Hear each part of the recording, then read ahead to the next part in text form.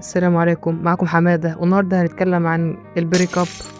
إنك تحب واحدة وهتعشمك وبعدين مرة واحدة تلاقيها تنشر بوستات على فيسبوك. يعني أنا كنت واحدة معايا في الكلية، وصراحةً هي بدأت تشوف الستوريز بتاعتي لمدة 3 أسابيع أو أكتر، لدرجة إني خُفت وكنت باقفل الباب قبل ما أنام، وبعدين مرة واحدة لقيتها عملت بلوك. ف يعني ايه؟ طبيعي يعني إني أدخل أسأل إيه اللي حصل يعني، فدخلت سألت، ولمّا سألت عملت الemoji ده. حد لو في بنت أنا عايز أسألها في حاجة، بس هتدخل لي الإنستجرام عشان أقول لها الemoji ده معناه إيه بس. بعدين يعني اللي حصل إن هي ردِّت قالت استنى شوية، وبعدين نشرت story تمام، والstory دي كان فيها أغنية طال ليلي والليالي، طال ليلي والليالي اسمها إيه؟ حملان الريلز ده كله هيطلع من فيديو فيها. حملة. لأ ده أنا باغني وقفوا يا مدحت. وقفوا. بحثت على الأغنية دي لقيتها أغنية توبة مش المهم إن أفكّرها أغنية رومانسية ساعتها، ففرحت وبعد 5 دقايق لقيتها عملت بلوك. فصاحبي اللي دمرتني. كان قاعد معايا قال لي إن هي كده اتصدمت، أو في واحدة صاحبتها فهمتها حاجة عني غلط. وأنا طبعًا أنتم عارفين طبعًا عمري ما أعمل حاجة غلط يعني، الحمد لله بفضل الله ما شاء الله يعني. حمادة ما غلطش أبدًا في حياته بفضل الله رب العالمين يعني. عليا الطلاق كده. حاولت أتخطى الموضوع، يعني أصابتني محنة كده واضطريت أعمل عملية appendectomy. شِلت إزاي ده يا جدعان! الموضوع كان صعب، الموضوع لسه صعب بصراحة.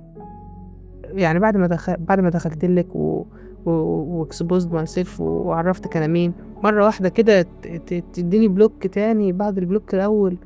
وبعدين ليه، ليه؟ أنتم بتستمتعوا بتكسير الولاد الناس؟ في رجالة أيوة في رجالة بتفكر في عز الليل في ناس باعوا. صعب جدًا والله، والموضوع مش هزار يعني، الموضوع بجد.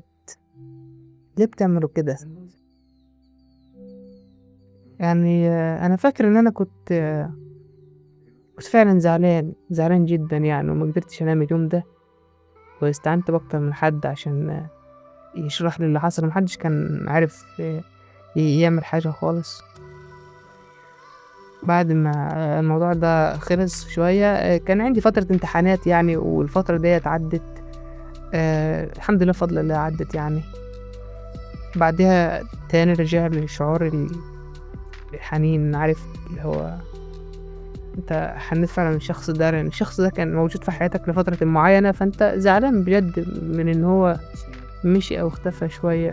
تطلع عندك مشكلة تاني، تفكّر كتير وتتأخّر في الليل، متقدرش تنام، تسهر. موضوع صعب. وبعديها تشوف الشخص ده عادي في مكان عام، وعينك تقع في عينه وتشوف فعلًا إنه مهتم وشايف. الموضوع بتاع الfeelings ده موضوع صعب، والموضوع بجد هو مش هزار، هو مش نكت ولا ضحك، والفيديو ده مش كوميدي خالص يعني. كل حد حبيته في يوم من الأيام كان لسبب، هي حبتها من غير سبب، من غير مقدمات، من غير شروط. الموضوع كله اتقلب عليَّ في الآخر. عمومًا يعني ما تحبش بنات ولا تحب شباب. حب نفسك، حب نفسك واشتغل على نفسك وهات فلوس واشتري بنات، اشتري البنات ده كان فيديو النهارده. أيوه فيديو كله كسرة قلب وكله مشاعر جياشة. يعني إيه جياشة؟ يعني إيه جياشة؟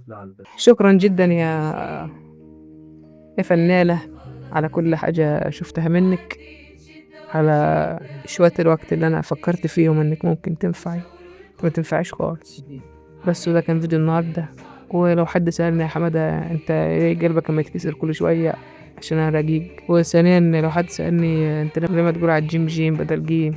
بُص، أنا من برّه مصر وجاي مصر هنا أتعلّم اللغة، فباحاول أحسّن لغتي، لكن هي مش قوي يعني هي احسن كائنات في الدنيا، اعملوا اللي انتوا عايزينه. والله السلام عليكم.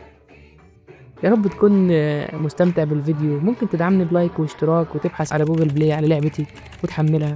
حرفيا هبوسك وهعمل معاك فيديوهات زي